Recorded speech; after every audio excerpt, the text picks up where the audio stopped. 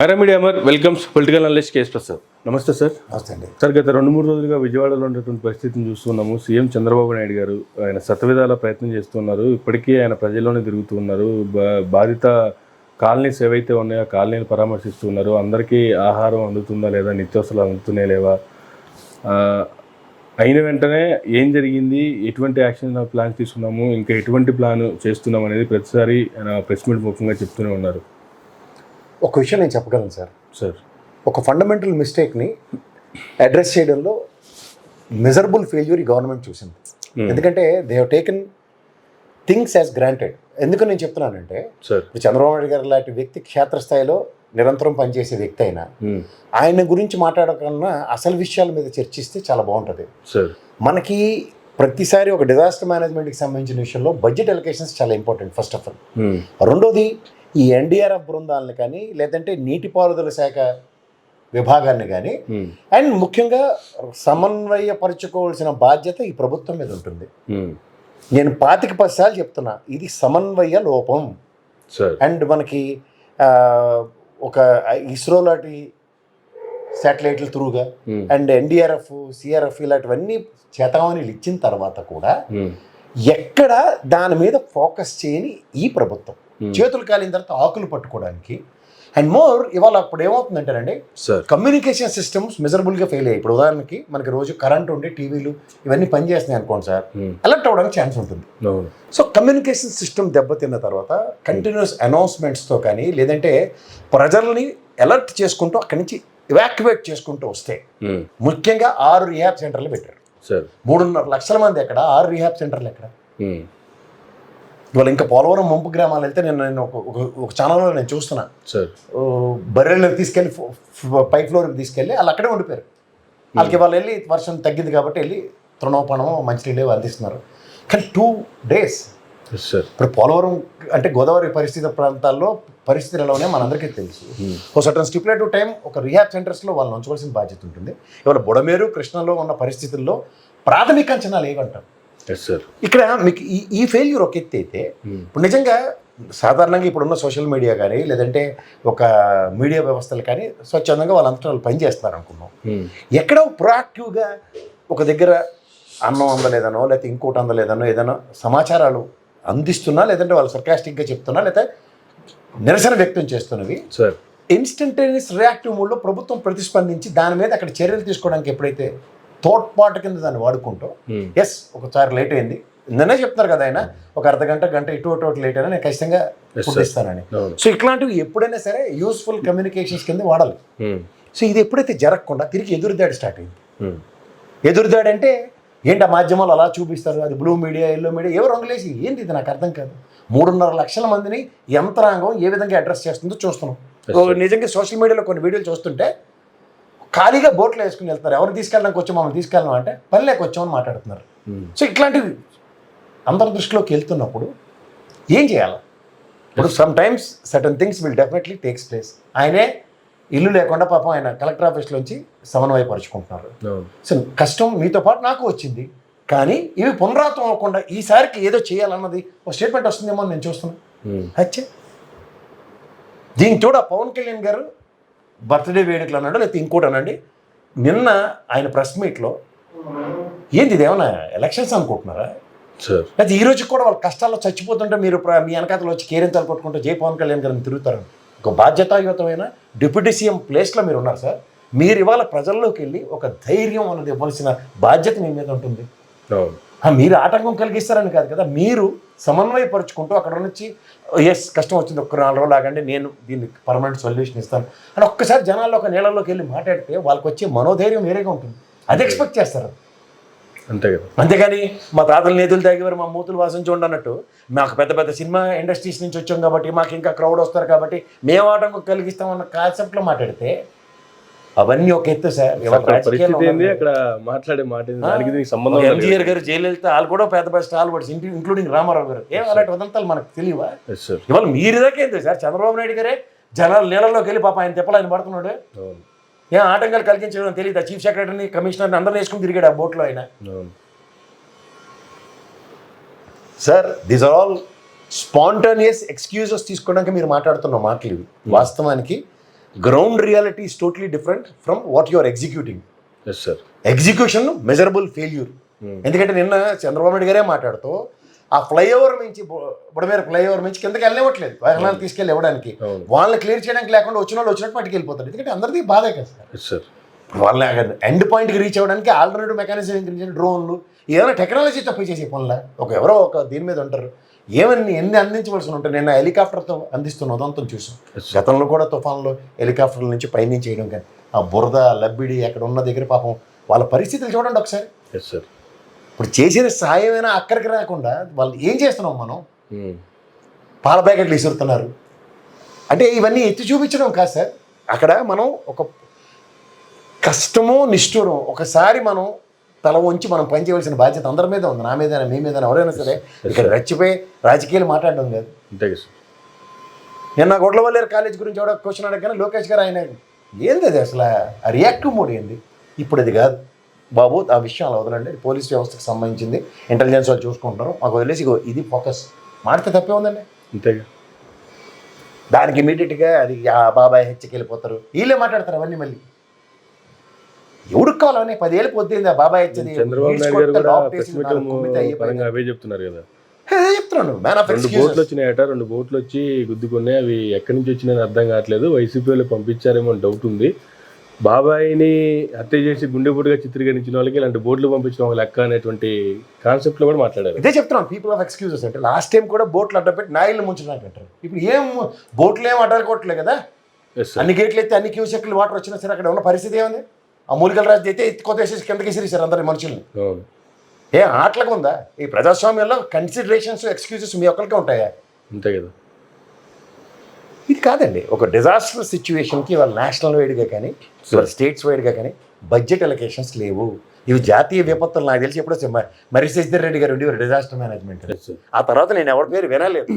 అంటే నీకు తెలియదా తెలియకపోవచ్చు అంటే ఇంత ఉత్తరాఖండ్ ఇవన్నీ కూడా ఇంత తీవ్ర పరిస్థితులు ఉన్నప్పుడు కూడా నాకు తెలిసి జాతీయ విధానంలో స్పందించిన ఉదంతాలే లేవు. అవును. అలాంటివి ఆంధ్రప్రదేశ్కి వస్తే ఇవాళకి ముఖ్యమంత్రి గారి నా అనుభవంతో ఎందుకు ఈ సెల్ఫ్ డబ్బాలు? ఉదూ తుఫాన్ అప్పుడు నేను ఇలా వచ్చి వేళ్ళు అది మాట్లాడుతున్నారు ఆయన. ప్రధానమంత్రి గారు కూడా మీరు ఉన్నారంటే ధైర్యం అని చెప్పి. నిజమే సార్. ఒక మనిషి నిజంగా చంద్రబాబు నాయుడు గారు లాంటి వ్యక్తి ఉంటే నిజంగా రాష్ట్రానికి ఒక ప్రైడే, ఒక పెద్ద మనిషే కాదంటలే. కానీ ఈ తుఫాన్ టైంలో వాళ్ళు ఇచ్చిన ప్రాథమిక అంచనాలు ఏవి? ఇన్స్టెంట్గా రేవంత్ రెడ్డి 5,000 అడిగాడు. ఇంత దాకా ఎందుకు సార్? తెలంగాణకి ఎన్డీఆర్ఎఫ్ బృందాలు రాలేదు. Can you imagine? ఇది మన రాష్ట్రాల మీద ఉన్న వివక్ష. ఎవరంటే పూణే నుంచి పంపించారు కదా ఆంధ్రప్రదేశ్ కంటే, మరి వైజాగ్ నుంచి మీరు పంపించేసిందే అంతే కదా. అంటే రెయిన్ ఫోర్కాస్టింగ్ లేదు. బుడమేరకు వచ్చి ఇన్ఫ్లో మీద మీకు అవగాహన లేదు. ఏమనంటే కృష్ణానదిలో కలుస్తుందట ఎవడో ఒక మాట అన్న దాన్ని పట్టుకొని దాన్ని వ్యవహారాలు చేసుకొని వస్తున్నారు, కాలక్షేపం చేసుకుని. బుడమేరు మీద ప్రాథమికంగా వచ్చే నీటి అంచనాలు మెజరబుల్ ఫెయిల్యూర్. సంబంధిత అధికారులు ఎత్తి కొదయండి. లక్షలాది మంది ఉన్నారు ప్రజలు, నిరుద్యోగులు ఎదురు చూస్తున్నారు. ఎన్నాళ్ళు ఆడుకుంటారు నీటిపారుదల శాఖ వాళ్ళు? తమాషాలకు ఉందా? తక్షణ చర్యలు. ఆయన ఎక్కడో ఒకరిని రాజానగరంలో ఒకరిని సస్పెండ్ చేశాను. ఎవరు సస్పెండ్ చేస్తే మాకెందుకండి? మాకు కావాల్సింది పని. అక్కడ గ్రౌండ్లో నానా తెప్పలు పడుతున్న ప్రజల పరిరక్షణ. ఇప్పుడు బిలో పవర్టీలో ఉన్న వాళ్ళకి మీరు చేసే విన్యాసాల కోసమే ఈ ప్రజాస్వామ్యంలో ప్రభుత్వాలు. మిగిలిన వాడికి నీకన్నా నాకైనా చేసేసి తెరబడిపోతున్నారు ఈ ప్రజలకి ప్రభుత్వాలు. మనకేం చేస్తున్నారు వాళ్ళు? ఉన్న బిలో పవర్టీలు కూడా అడ్రస్ చేయలేకుండా ఈ సంక్షేమ విన్యాసాలతో ఎన్నాళ్ళు ఈ తాత్సారాలు చేస్తారు? 78 ఏళ్ళ స్వతంత్రం వల్ల ప్రతిసారి ఇదే మీకు ఇల్లు కడతాం, మంచినీరు ఇస్తాము. ఎవడి కోసం ఎవరండి మీరు? నాకు అర్థం కాదు. ఎవడి కోసం ఎవరు? అంతే కదా. ఒకళ్ళు ఆరోగ్యశ్రీ పెడితే తీసేసి ఆయుష్మాన్ భారత్ అట. ఏంది ఇది ఆయుష్మాన్ భారత్? నరేంద్ర మోడీ మానసపుత్రికి వచ్చేదాకా అప్పటిదాకా కాపాడింది ఆవిడ. అంటే మీరు కప్పగా గంటలు వేసుకుని ఇటు పోతూ ఉంటారు ఎలా కావాలంటే according to your whims and fancies. కానీ ప్రజలు ప్రతి దాంట్లో నుంచి ఒక ఉపశమనం కోరుకుంటారు. కానీ ఎవరైనా ఉన్న బిలో పవర్టీ ప్రజల్ని కూడా అడ్రస్ చేయలేకుండా 32 మందికి వాళ్ళకి ప్రాణ నష్టం అట. గత 5 సంవత్సరాలు బట్టి ప్రాణ నష్టాలు ఏవి? ఇలా 3 తుఫాలు 4 తుఫాలు చూసాం కదా. నెల్లూరులో 50 లక్షల మంది పైచీలకి తరలించిన ఉదంతాలు చూసాం. ఏది అంటే ప్రాణ నష్టానికి గ్యారంటీ లేదు, ఆస్తి నష్టానికి గ్యారంటీ లేదు. ఒక ప్రికాషనరీ ఫ్రంట్లో తీసుకోవాల్సిన ప్రాథమిక రీహాబ్ సెంటర్లో పెట్టేంత దానికి కూడా నడుము బిగించరు. మళ్ళీ మేము వస్తే అలజడులు అయిపోతే మేము అల్లప్పుడు మా నరేంద్ర మోడీ గారు నన్ను ఏం మెచ్చుకున్నారు? ఎవరికి కావాలండి ఇవన్నీ మేము మెప్పుకోళ్ళు. 3.5 లక్షల మంది ప్రజలు రోడ్డు మీద నిరాశ్రయాలు ఉండి నానా తిప్పలు పడుతుంటే తిండి లేక అల్లాడిపోతూ పసిపిల్లలు పాలు అడుగుతున్నారు మిమ్మల్ని మీకు సమక్షంలోనే మీకు మళ్ళీ అడిగారు సార్ చిన్నపిల్లకి పాలు లేదని. అవును. మరి అదే ఆనందం ఎందుకు ప్రదర్శించలేకపోయింది ఆవిడ? మీరు హుదూద్ తుఫాన్లో మీకు ఇలా 2 వేళ్ళు చూపించి సంతోషం ప్రకటించిన వాళ్ళు నిన్న పాలు లేనప్పుడు ఎందుకు ఆ ఆనందం ప్రకటించలేకపోయారు మీకు? ఇది కదా ప్రశ్న. అంటే క్రైసిస్ మేనేజ్మెంట్కి, ఒక డిజాస్టర్ మేనేజ్మెంట్కి మీ దగ్గర ఆల్టర్నేటివ్ మెకానిజమ్స్ లేకుండా, ఒక ప్రికాషనరీ సిచ్యువేషన్స్ని మీకు మీరు అట్రిబ్యూట్ చేసుకోకుండా, అక్కడ ఉన్న బుడమేర కింద ఉన్న వాళ్ళందరినీ తరలించి రీహాబ్లో పెట్టాం, ప్రాణ నష్టం జరగకుండా ఉంది, కానీ ఆస్తి నష్టం తీవ్రంగా ఉంది, ప్రభుత్వ పరంగా ఈ విధంగా చేస్తామని చెప్పడానికి ఈ రోజు దగ్గర ఎందుకు కావాలి?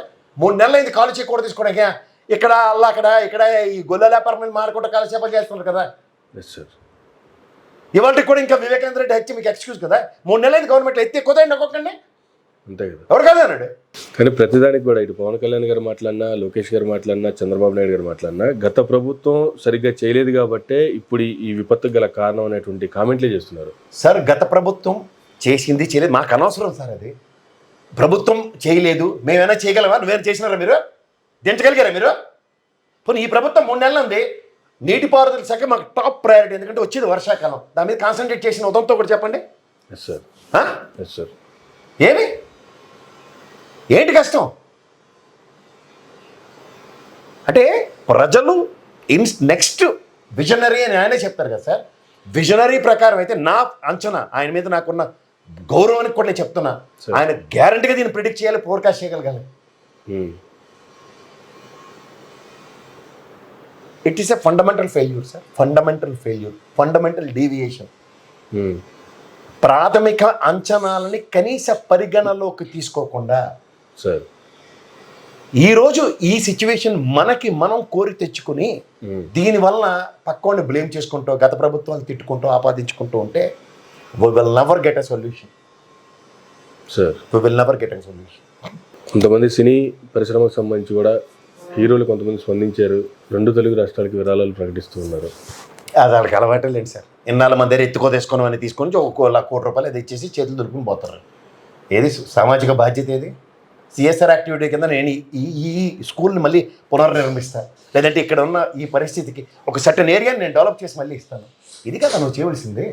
ఎంతసేపు ప్రతిదీ డబ్బులు ఇచ్చి చేతులు దులుపుకోవడం ఏంటండి? సామాజిక స్పృహ బాధ్యత అంటే ఇది కదా సార్. ఎక్కడికక్కడికి వస్తాయి. వాటి 1 కోటి రూపాయలు గవర్నమెంట్ దగ్గర లేవా? ఉంటాయి, ఆ పాటు ఉంటాయి, కానీ వేడి నీళ్ళకి చేయనీళ్ళుగా వాళ్ళు ఇచ్చినందుకు 2 చేతులు దండం పెట్టాలి. కానీ సామాజిక స్పృహతో వాళ్ళు ప్రతిస్పందించి వాళ్ళకున్న ఫ్యాన్ ఫాలోయింగ్లకి వాళ్ళందరికీ ప్రేరణ ఇచ్చి స్వచ్ఛందంగా ఈ విధంగా చేయండి, నాది ఇది ఫస్ట్ కంట్రిబ్యూషన్, పలానా డిస్ట్రిక్ట్స్లో ఉన్న ఫ్యాన్ అసోసియేషన్స్ అందరూ స్వచ్ఛందంగా ఎన్ని ఉన్నాయండి? 13 జిల్లాలు ఉన్నాయి. 10 కోట్లు 5 కోట్లు అయితే ఒకటికి 15 లక్షలు నీళ్ళు ఇవ్వండి, లేదా నెప్పులు ఇవ్వండి, ఏదో చెప్పి చేయలేరండి. ఆ పట్టే అన్యాయం అండి. ఇప్పుడు మీకు మాట చెప్తా, కరోనా పాండమిక్లో కూడా ఎన్నో స్వచ్ఛంద సంస్థలు వాళ్ళంతా వాళ్ళు బయటకు వచ్చి చేశారు. మరి ఇదే కరోనాలో జగన్మోహన్ రెడ్డి చేతులు కాళ్ళు ఎత్తేసి నా సంబంధం లేదు, ఇది ప్రకృతి వైఫల్యం, ప్రకృతి తెరబడిపోతే ప్రభుత్వాలు ఏం చేస్తారని చేతులు ముడిచి కూర్చున్నారు. చేతనం ఏం చేశారు లేదా? ప్రభుత్వ బాధ్యత అండి అది. బిలో పవర్టీలో ఉన్న వాళ్ళని అడ్రస్ చేయవలసిన ప్రాథమిక బాధ్యతను కూడా విస్మరిస్తే ఏం చేయాలా? వాడేమో ఈ కరకట్ట దగ్గర ఎందుకు ఇల్లు కట్టుకుని ఉన్నారు, మరి మీరెందుకు ఉన్నారు? మీరేమైనా అతిశక్తి లేటే? మీరే ఉన్నప్పుడు ఒక ఎగ్జాంపులరీ, ఒక విజన్ కలిగిన మీరే ఉండి అక్కడ 10 మందికి ఇటుపక్క అవకాశం కల్పిస్తే ఏమవుతుంది? ఆయన ఉండగలేదు, మేము ఉంటే తప్ప అంటే ఏం సమాధానం చెప్తారు మీరు? అంతే కదా. ఏమంటే నాగరిక సంతరించుకుంది నదీ పరివాహ ప్రాంతాల మధ్య తెలియదు. నాగరిక సంతరించుకున్న తర్వాత మళ్ళీ నదీ పరివాహ ప్రాంతాల్లో మీరు ఎందుకు ఉండడం? అంటే ఉన్న ప్రజలను అనాగరికలు చేసి రోడ్ల మీద తీసుకొచ్చి బట్టలు లేకుండా ఆదిమానం వల్ల చెప్పడానిక కట్టు బట్టలతో తిరుగుతున్నారు.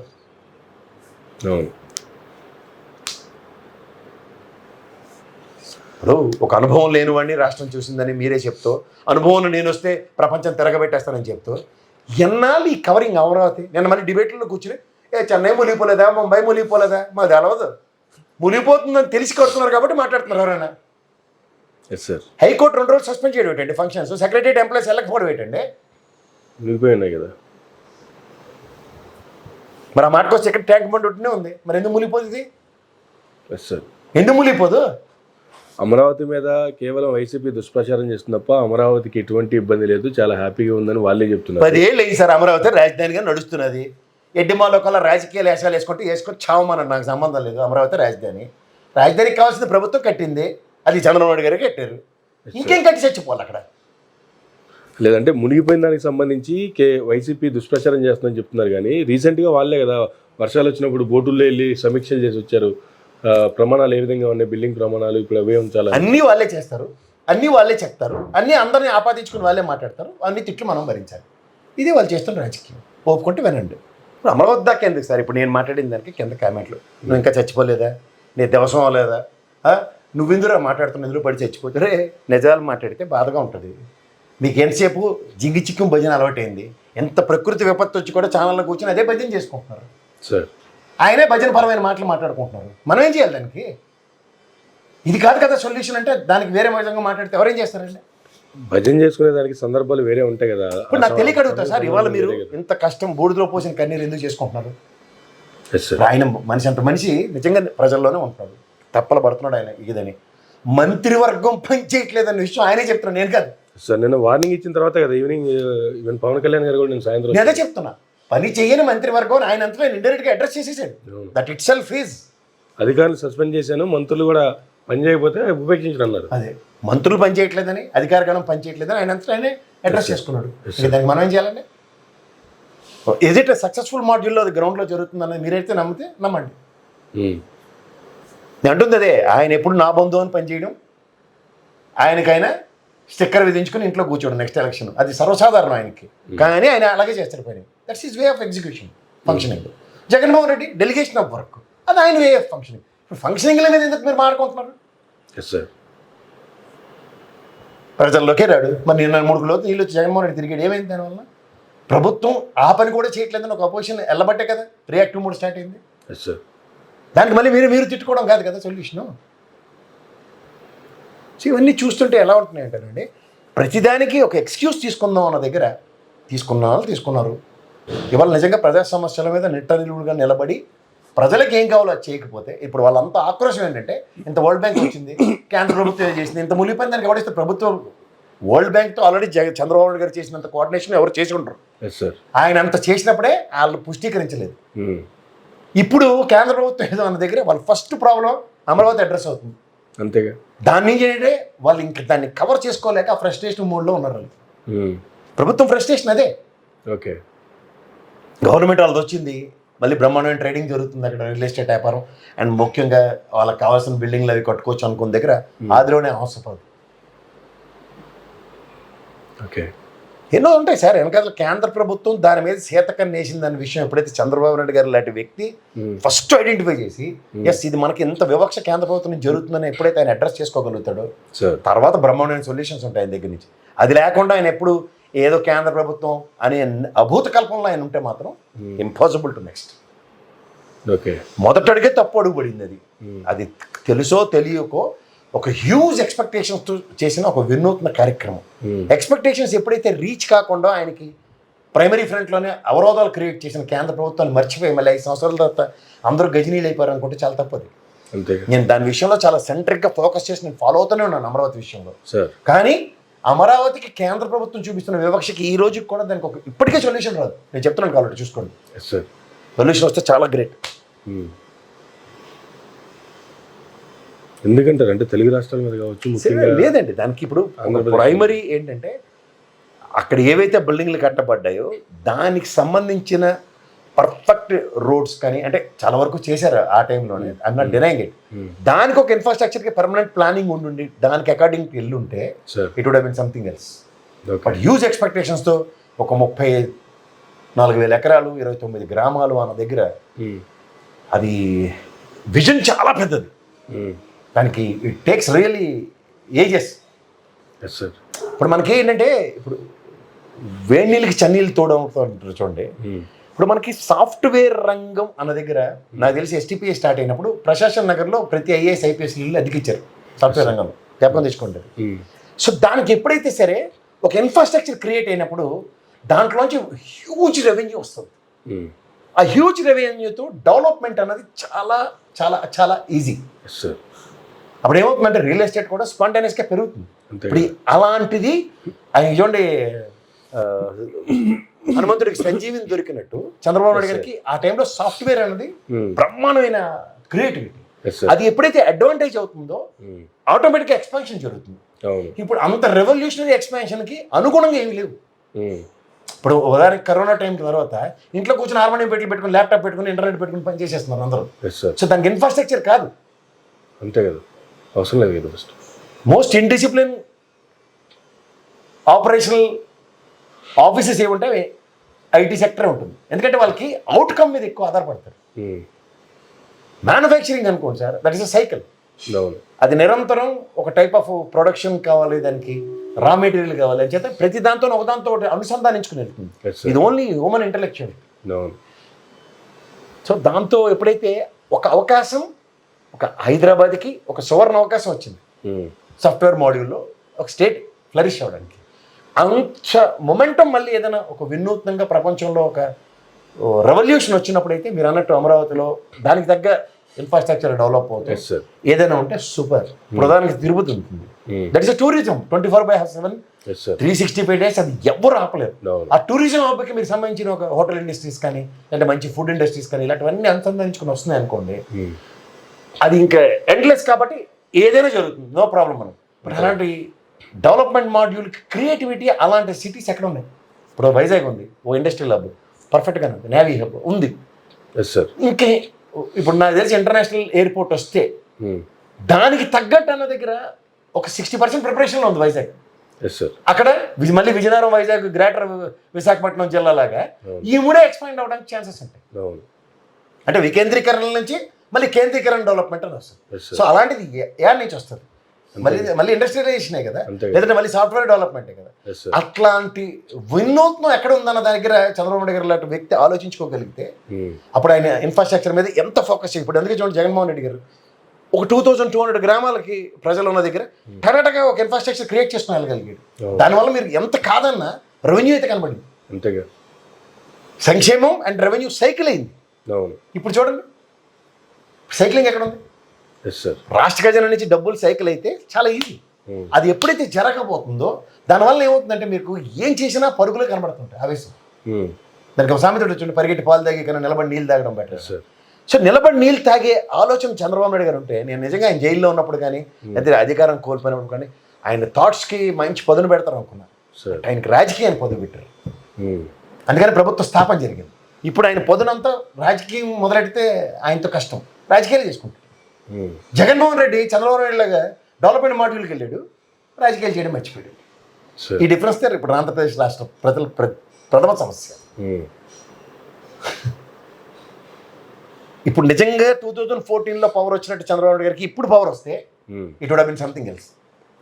గ్యారంటీగా ఆయన ఒక డిఫరెంట్ సెంటర్తో పనిచేస్తాడు. Yes, but sir. నౌ పాలిటిక్సే కావాలి, కాంకర్ ద గవర్నమెంట్ అన్న ప్రాస్పెక్ట్లోనే ఆయన డ్రైవ్ అయ్యాడు.